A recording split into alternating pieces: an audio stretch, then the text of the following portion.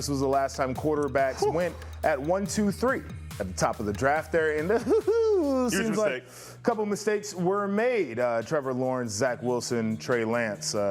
Couple of 6th-round quarterbacks up there in the top 3. But we're 3 years removed now from that draft, so I decided to redraft 2021. Devin, you ready for this? I am ready. All right, start with the number 1 overall pick. I got to go with Trevor Lawrence here. And now I know you're going to do that, but I asked myself the question, like, do I think he's the best one out of this group? No. But does the best player always go number 1 overall? No. And would the Jaguars take him again if they were in this position? Absolutely. Okay, I can see that. No, I'm not mad at it.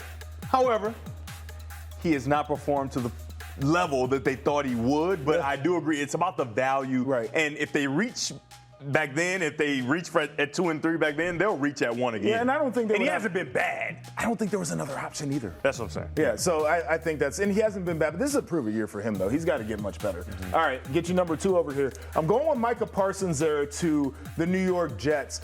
This is a guy, he's going to get you double-digit sacks. It's all he's done his whole career. It's an organization-changing guy, potentially on the route to the Hall of Fame here. Like, I don't know how you wouldn't want to take a guy like this at number 2 overall. Yeah, but for the Jets, do you figure out a way to use him correctly, though, right? Because a lot of people have questioned sometimes what the Cowboys do with him. Sure. Should he rush the passer more? Should he be at stand-up linebacker? Should he even be dropping in the coverage? I wonder what the Jets would do, but knowing what they know, they definitely take it. Well, and here's the thing about it, like, go ahead and try it out, because the guy can do any of those things. It's just a matter of how much you want him. He almost beat Tyreek Hill in the race, didn't he? I mean, this dude is a freak of nature.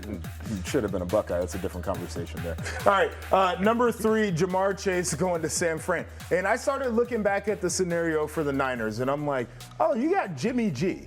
And I'm like, and Jimmy G ended up playing even when old homeboy Trey Lance was out there for the Niners because he never panned out. This is a good enough quarterback. Get him a premium weapon, and I mean, this is the guy you get. The one thing I will push back on that is Shanahan doesn't think he needs that premier weapon. He thinks he can do it with gadget type guys. That's too damn bad. And I think he'll do offensive line there. I think he'll go Penei Sewell to protect him, to make sure that he can have the most time as possible. I think they will go. Bro, sometimes you got to stop thinking you're a genius and just go get really good players. Like, that's how it goes. Outstanding. I know. All right, number 4, I'm going Patrick Surtain Jr. here. And this one, to me, again, quality defensive player. I think that his career can be as good as he wants it to be. And looking at the Falcons scenario at this time, Kyle Pitts, up and down, hasn't been great. I think they could have gone defense here, could have really built up that secondary and got themselves a cornerstone. Yeah, I think that you get a player that is just going to be good over and over and over again. You won't have to worry about him in any aspect of being a pro. Yeah. There's a lot of great cornerbacks and defensive backs that came out of Alabama. He may be the best. Oh, he's going to be an all-timer, no doubt. Hit that number 5 for me. There's your guy, Penei Sewell.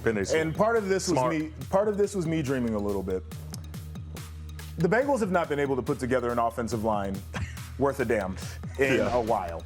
And the only thing that has really held them back is the idea that their quarterback has not been healthy. It's been a couple of seasons now. And why has he not been healthy? Because that offensive line is hot garbage.